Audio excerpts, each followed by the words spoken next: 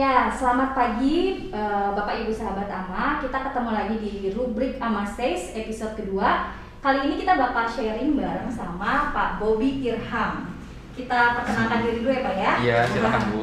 Ya, perkenalkan saya adalah Widya Revina, pengurus dari bidang 2 AMA. Saat ini saya adalah HRD Manager di PT Arkamaya, salah satu perusahaan IT di Bandung. Dan kita kedatangan Pak Bobby Irham. Beliau adalah Ketua Bidang 2 AMA Bandung dan merupakan Area Business Development BCA Kanwil 1 Bandung ya Pak ya. Nah pagi ini kita bakal bahas tema yang berhubungan dengan marketing ya Pak ya. Betul. Yaitu Strategic Transformation Marketing. Betul. Sebelum kita lebih jauh membahasnya, kita bahas dulu nih Pak, apa sih sebenarnya marketing management itu buat sahabat-sahabat AMA biar paham dulu apa itu yang dimaksud. Oke, terima kasih banyak Bu Widya. Jadi kalau boleh cerita sedikit, teman-teman, saya yakin teman-teman juga di sini banyak dari kalangan akademisi maupun praktisi. Kalau simpelnya gitu, teman-teman, kalau marketing management itu adalah salah satu cabang dari manajemen. Nah, seperti kita tahu, manajemen itu kan pada dasarnya ada 4 ya. Bapak Ibu, ada manajemen operasi, manajemen sumber daya manusia, manajemen keuangan, ada juga marketing management atau manajemen marketing. Nah, ini jadi salah satu cabang dari ilmu manajemen Bu Widya yang fokusnya sendiri adalah menciptakan, kalau bahasa Inggrisnya gitu, bahasa kerennya ya Bapak Ibu, creating and delivering value kepada customer yang kita target. Gitu. Cuman memang kalau dari definisinya Kotler-Keller tuh ada satu hal yang menarik nih Bu Widya. Dia judulnya Art and Science. Nah, maksudnya Art and Science sendiri adalah di satu sisi dia punya ilmu, ada dasarnya, ada teorinya, tapi di waktu yang sama dia art. Artinya relatif juga. Artinya kalau menguasai teori belum tentu juga prakteknya oke. Sebaliknya prakteknya oke, tidak di backup teori juga nggak maksimal. Jadi, dan berarti bisa berubah-ubah ya Pak ya sesuai dengan kondisi. Betul. Dan penting banget buat kita yang di manajemen khususnya ya Bu Widya untuk belajar tapi juga di balance dengan prakteknya. Gitu. Nah, kita kan hari ini bahas tentang strategi transformation marketing. Betul. Strategi marketing itu sebenarnya apa sih Pak? Strategi marketing itu apa dan pentingnya tuh apa sih? Oke, jadi seperti kita ketahui bersama juga Bapak Ibu bahwa marketing sendiri kan nanti dituangkan dalam bentuk yang lebih teknis tuh berupa strategi. Nah, strategi sendiri ada strategi jangka pendek, ada jangka panjang. Nah, salah satu yang kenapa kita angkat di sini strategic transformation marketing bahwa kita ngelihat nih Bu Widya, bahkan sebelum masuk pandemi COVID aja kita sudah berinteraksi atau sudah mengenal yang namanya industri 4.0. Oh iya, betul. Betul ya, jadi kalau bicara marketing sekarang sudah tidak mungkin kita nggak bicara teknologi. Kita nggak bicara perkembangan zaman. Jadi diperlukan satu terobosan baru mentransformasi usaha marketing nih yang tadinya konvensional ke sesuatu yang lebih baru. Gitu. Nah, jadi simpelnya strategic transformation marketing adalah kita mentransformasi nih usaha marketing yang saat ini sedang berlangsung ke yang bentuknya lebih canggih. Kebanyakan berasosiasi dengan teknologi, kurang lebih gitu Bu Widya. Kan tadi kan kalau misalnya dan dunia marketing itu berarti berubah-ubah sesuai dengan kondisi zaman, perubahan teknologi. Nah, kalau yang saat ini sedang terjadi nih Pak, perkembangan marketing saat ini tuh sebenarnya seperti apa sih, terutama di era pandemi ini kali ya? Oke, betul Bu Widya. Ini relevan sekali Bapak Ibu, di mana saat berlangsung pandemi seperti sekarang mobilitas kita terbatas, kebanyakan interaksi dilakukan lewat digital. Betul. Gitu ya. Meskipun ada beberapa lini kehidupan yang tetap nggak bisa dilakukan via digital, tapi yang kita tangkap dari sisi bisnis adalah ada model bisnis yang berubah Bu Widya. Ya, kita mulai mengenal atau mulai terbiasa dengan webinar, sudah terbiasa dengan virtual meeting, mengenal lagi istilah work from home gitu ya. Nah, sekarang kita bisa benar-benar memetakan berarti ada model-model bisnis yang mungkin salah satu bagiannya atau seluruh bagiannya atau mostly gitu bisa ditransformasi jadi dalam bentuk digital atau bisa dikerjakan secara remote di rumah atau di tempat manapun. Nah, ini dampaknya besar banget Bapak Ibu buat model bisnis yang terjadi sekarang. Nah, kemarin sebelum waktu kita ngobrol-ngobrol gitu Bu Widya ya, sebelum podcast ini berlangsung, kita sama-sama sepakat bahwa memang sih nggak semua model bisnis bisa 100% berubah bentuk model bisnisnya atau usaha marketingnya.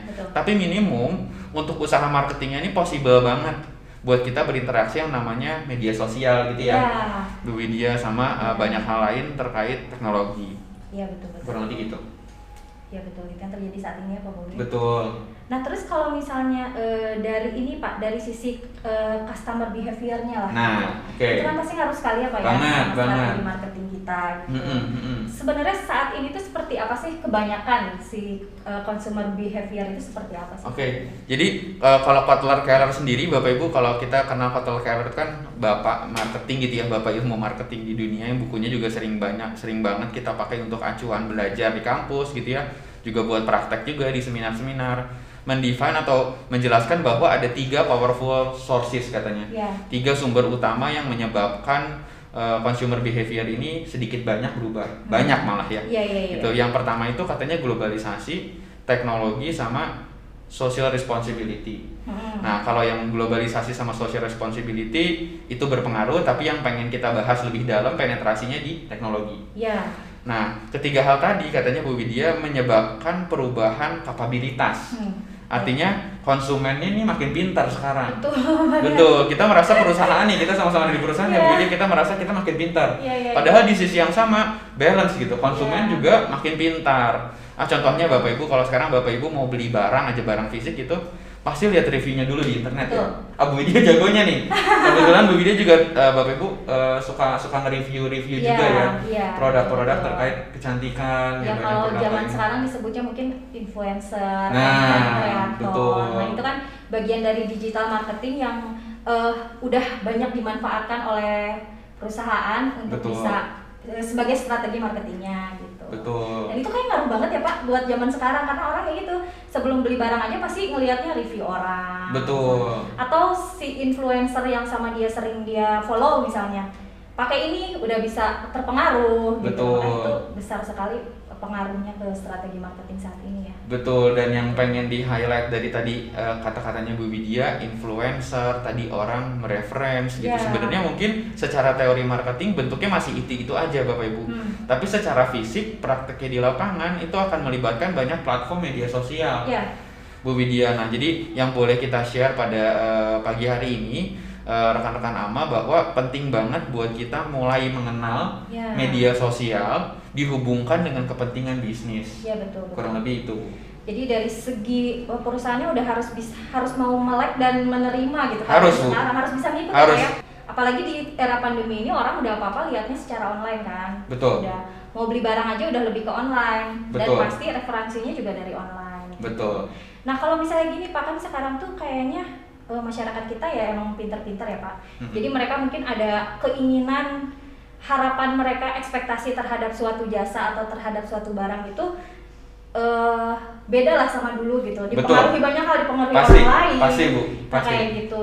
Nah itu mungkin gimana ya strategi yang bisa dilakukan oleh bisnis untuk saat ini gitu. Marketing strategi saat ini yang bisa dilakukan. Saya setuju banget tadi. Bu Widya sempat mention Bapak Ibu bahwa konsumen ini makin pintar.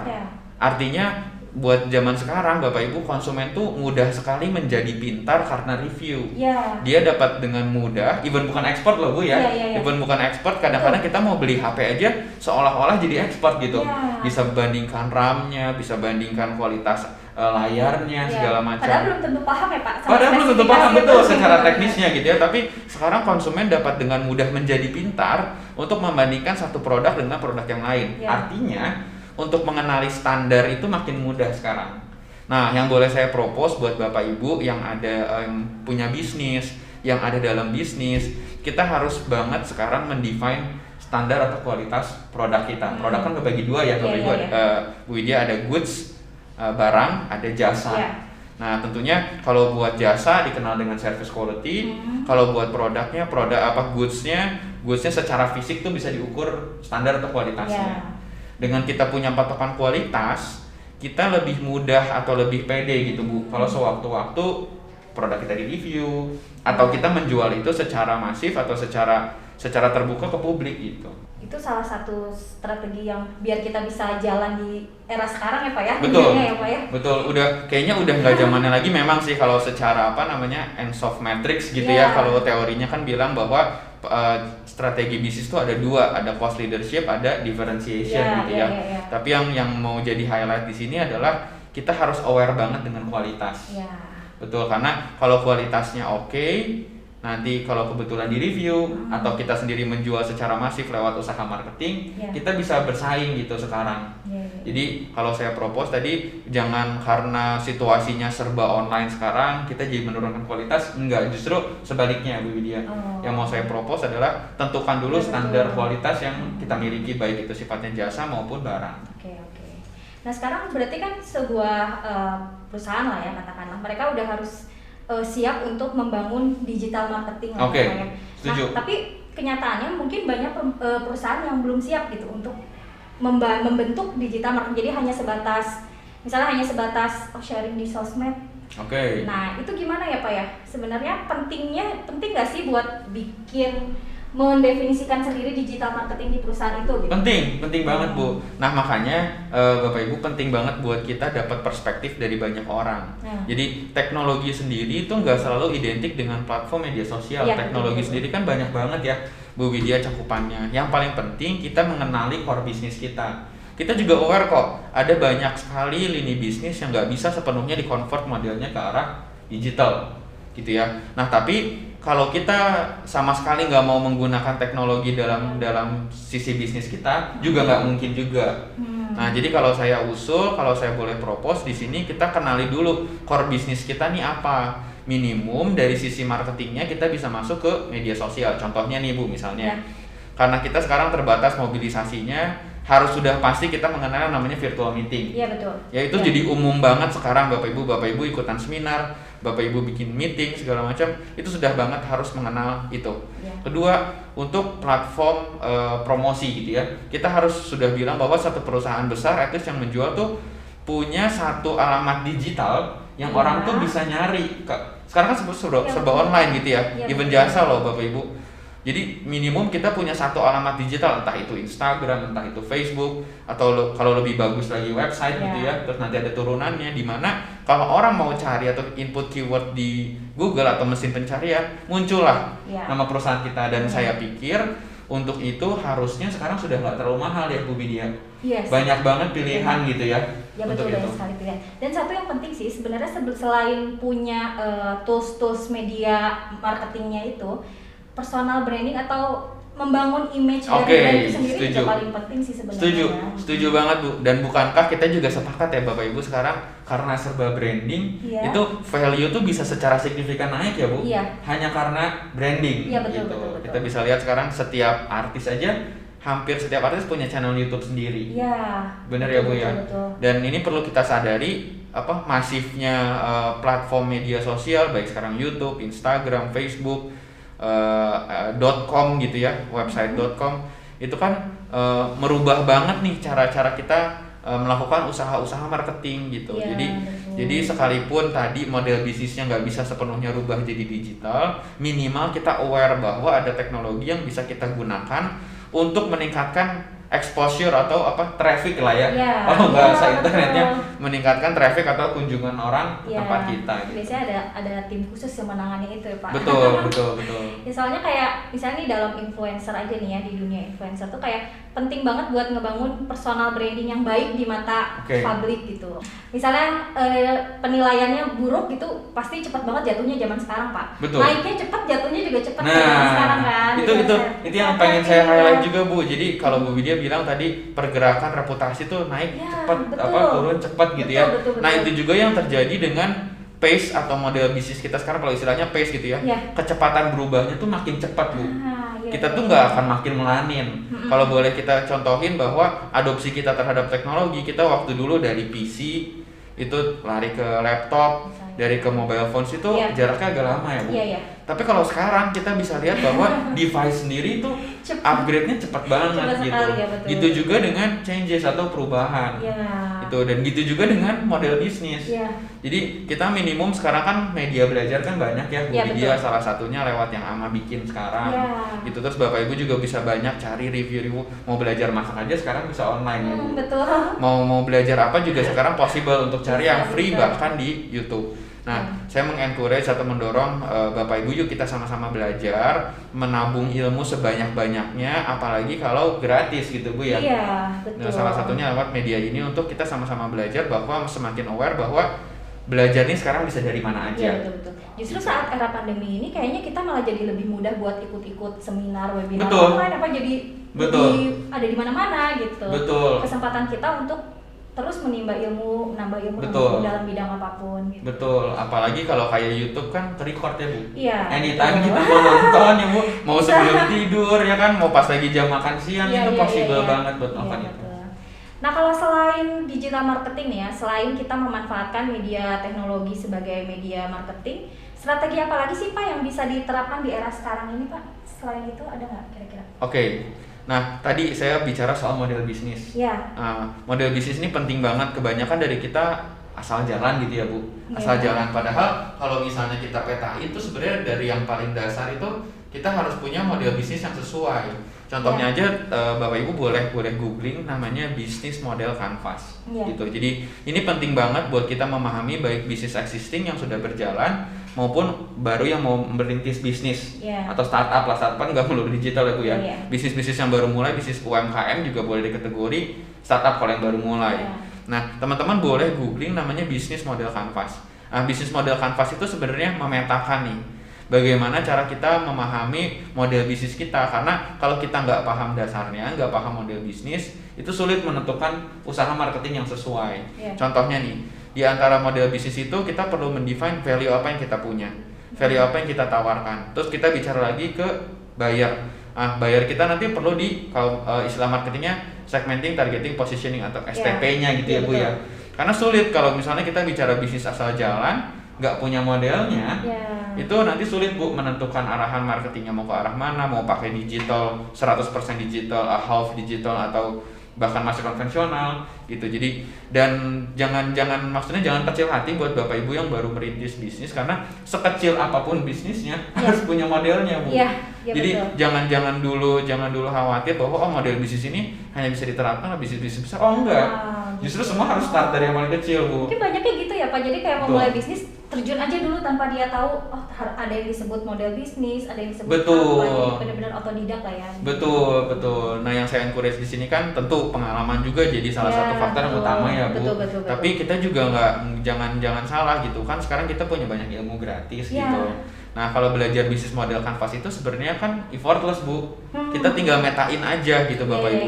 Nggak sesulit kita mengeluarkan modal. Saya cuma menyayangkan kalau misalnya kita sudah punya modal gitu Bu, akhirnya sia-sia karena kita nggak punya perencanaan yang baik. Betul. Gitu. Nah, ini kalau misalnya istilah lebih awamnya lagi ada namanya feasibility studies gitu Bu. Kalau di kampus mungkin dikenalnya dengan, kalau anak-anak ekonomi, analisa kelayakan bisnis. Kurang lebih seperti itulah Bu bentuknya gitu. Jadi sebelum bikin bisnis yuk kita petain dulu gitu.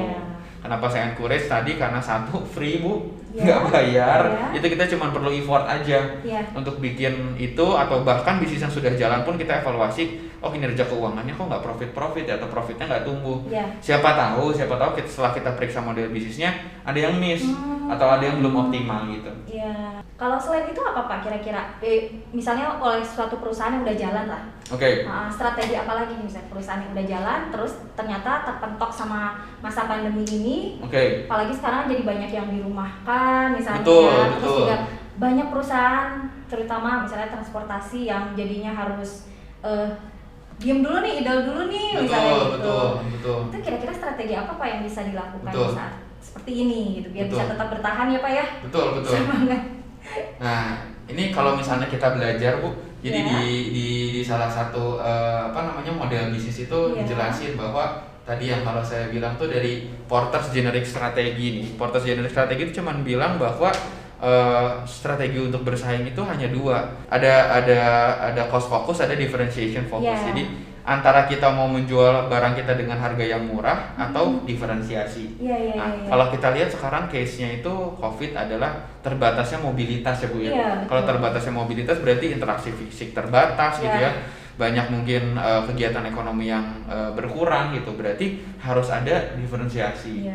Nah, kalau diferensiasi ada lagi nih Bu, model bisnis yang diusulkan sama Ansoff tadi yang saya bilang, Ansoff Matrix. Kita mau mendevelop produknya atau mendevelop marketnya.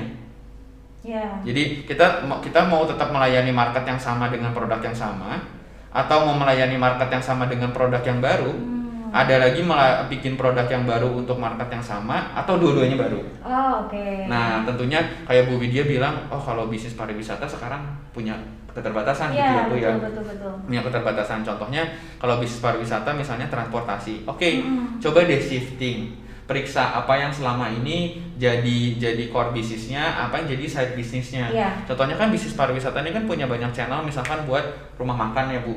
Iya. Kalau misalnya Iya, dia betul. sepanjang jalan gitu misalnya mengenali itu. Nah, kenapa enggak shifting ke bisnis restoran misalnya? Iya. Nah, tapi memang masih terkait kan Bu? Iya. Masih terkait bisnis pariwisata, dan tentunya saya yakin kalau misalnya bisnis pariwisata contohnya kayak PO bis itu kan boleh dibilang pemain-pemain besar dan pemain-pemain lama ya Bu. Iya. Harusnya sudah menguasai tuh yang namanya jalur transportasi. Iya. Kan bukan nggak mungkin di shifting ya Bu, Iya, ganti gitu maksudnya ke model-model bisnis Iya. selain pariwisata. Disesuaikan dengan kebutuhan saat ini yang paling banyak diminati dan dibutuhkan masyarakat apa. Betul, itu kata kuncinya yang boleh kita pakai tadi, end of matrix tadi, Iya. Bapak Ibu. Kita terserah mau main di market yang sama dengan produk yang sama. Tadi pilihannya ada 4 ya Bu, berarti Iya. ya. Mau main di market yang sama dengan produk yang sama, mau main di market yang sama dengan produk yang baru, atau mau main dengan produk yang sama tapi di market yang baru, Iya. atau dua-duanya baru. Iya. Gitu, tentunya yang paling mudah mungkin kita geser. Kalau istilahnya kan shifting kan berarti Iya. masih gak jauh beda gitu Iya, ya Bu. betul. Dari yang awal tapi masih relate, Iya. kurang lebih itu. Mungkin yang terakhir yang kita bisa sampaikan di era sekarang ini, Bapak Ibu dan sahabat amal semua, berarti kita udah harus berpikir untuk mereview strategi bisnis yang kita Betul, punya, Pak ya. betul. Kita harus mereview strategi bisnis yang kita punya, apakah sesuai dengan apa tidak dengan era sekarang. Gitu. Betul. Seperti tadi yang Pak Bobi katakan, ada beberapa strategi yang bisa dilakukan. Salah satunya adalah dengan fokus ke digital marketing ya Pak, mengembangkan Betul. digital marketing. Betul. Model bisnis, mengenali model bisnis apa, terutama buat sekarang kan banyak yang baru memulai bisnis baru ya Pak, Betul. karena dampak dari pandemi. Betul. Jadi sebelum memulai bisnis, alangkah baiknya untuk kenali Katain dulu dulu. model bisnisnya Nah, apa. itu kata kuncinya Bu. Ya, plannya ya Pak ya, ada Betul. plannya apa, jangan sampai kita udah keluar modal, taunya tidak sesuai dengan harapan, karena Betul. kita nggak kenal nih model bisnis apa yang kita punya nih seperti apa gitu. Betul. Ends of matrix, shifting itu bisa jadi strategi untuk perusahaan yang saat ini bisnisnya terdampak pandemi. Betul. Nah, jadi bisa direview lagi strategi-strategi ini. Semoga kedepannya jadi bisa lebih baik ya Pak ya. Betul. Sekian sharing kita bareng sama Pak Bobi. Mudah-mudahan bermanfaat buat ibu bapak sahabat ama semua. Terima kasih sudah menonton. Jangan lupa like, share, and comment. Sampai bertemu lagi di rubrik Ama Stays berikutnya. Salam Ama. Salam Mama.